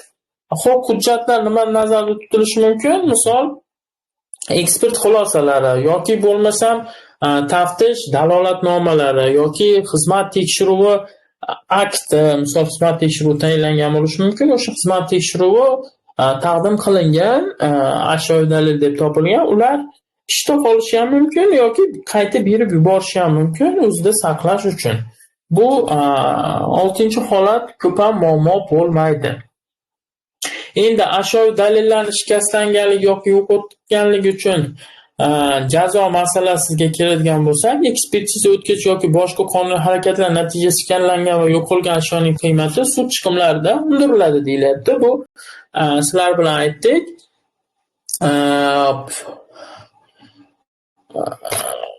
Agar ayblov hukmi chiqarilganda ushbu ashyo mahkumga yoki fuqaroviy javobgarga tegishli bo'lsa, qiymati to'lab berilmaydi deyilyapti. Agar ashyo boshqa biror shaxsga tegishli bo'lsa, sud tomonidan to'lanadi va fuqaroviy javobgar hisobidan davlat foydasiga undirilishi lozim. Bu degani tergovga nima kerak bo'lsa qilinadi, xarajatlari hammasi shu nimadan, sudlanuvchidan, o'sha mahkumdan yoki fuqaroviy javobgardan undiriladi degan ma'no kelib chiqyapti. Xo'p, oqlov hukmi chiqaradigan bo'lsak, har qanday qonuniy nimalari yo'qolgan nima bo'lsa, to'lab beriladi. Davlat o'zi to'lab berishi lozim hisoblanadi. Xo'p, shu bilan o'sha sizlar bilan o'tgan nimamiz yakunlandi. Jinoyat ishi doirasida narsa va hujjatlarni ashyoviy va yozma dalil sifatida ishga qo'shib qo'yish mavzuimiz. Agar savollar bo'lsa, javob berardim. 3 minut vaqtimiz qoldi. Savol berishingiz mumkin. Savollar bormi? Yoki bo'lmasam darsni o'tish, mavzuni o'tish nimasiga takliflaringiz bo'lsa berishingiz mumkin. Agar biror bir kamchilik nima bo'lsa, albatta bartaraf etishga harakat qilamiz. Assalomu alaykum. Savollaringiz bormi? Eshitilyaptimi? Assalomu alaykum. Eshityapti. Assalomu alaykum Shahzodbek. Bitta savolimiz bor edi. Mana bu ashyoviy dalil sifatida e'tirof etilgan xorijiy valyuta qimmatliklarini demak o'sha biz milliy valyutani bildik, ya'ni o'sha tergov organining depozit hisob raqamida saqlanadi deb aytib o'tdi yuqorida. O'sha xorijiy valyutani demak o'sha saqlash tartibi, ya'ni sudga qadar yoki sud hukmi qonuniy kuchga kirgunga qadar qanday bo'ladi, shuni tushuntirib bersangiz. Milliy valyuta bilan bir xil shaklda olib boriladi. Alohida shot ochilganda, ya'ni faqatgina o'sha shot ochishda agar moliyaviy nimangiz bo'lsa, bilimlaringiz bo'lsa, shot milliy valyutada ochilishi mumkin yoki ham chet el, ham milliy valyutada ochilishi mumkin. Hisob raqam xuddi agar milliy va chet el valyutasi bo'ladigan bo'lsa, ikkita nimada o'sha bitta shotda ikki xil nima tranzaksiya amalga oshirish imkoniyatini beradigan hisob raqam ochiladi. O'sha yerda saqlanadi. Demak, shunda u tergovda nimasi, ya'ni vaqtincha foydalanganda omonat sifatida aytdingiz-ku, o'shanda chet el valyutasi bunga tatbiq etilmaydi, to'g'rimi? Omonat bo'yichami? So'mga nisbatan qiymatida foydalanib bo'lmaydi-da, xorijiy valyutada. Shunaqa bo'ladimi? Shahzodbek, omonat bo'yicha hozir aniq nimamiz yo'q, ya'ni chet el valyutasida omonat qanday nima qilinishi, saqlanishi guruhga yozib yuboraman, ya'ni chet el valyutasida ham omonat saqlash mumkin. Chunki odatda milliy valyutada nimada olingan valyutalar omonatga topshiriladi. Endi chet el valyutasida ham omonat saqlash mumkin yoki mumkin emasligi bo'yicha alohida nima beraman, ma'lumot beraman. Xo'p, tushunarli. Savollar bormi yana?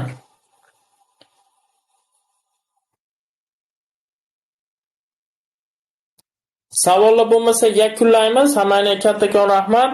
Darsni yozib olgan variantini albatta link beraman. Shu bo'yicha joylashtirib boramiz YouTube platformasiga.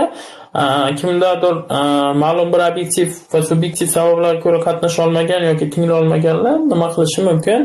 Albatta savollarni savol tug'ilgan taqdirda bevosita guruhga yozishinglar mumkin. Hammaga kattakon rahmat. Yo'q, albatta tashlab qo'yaman. Hammaga kattakon rahmat. Yaxshi dam olinglar. Rahmat ustoz.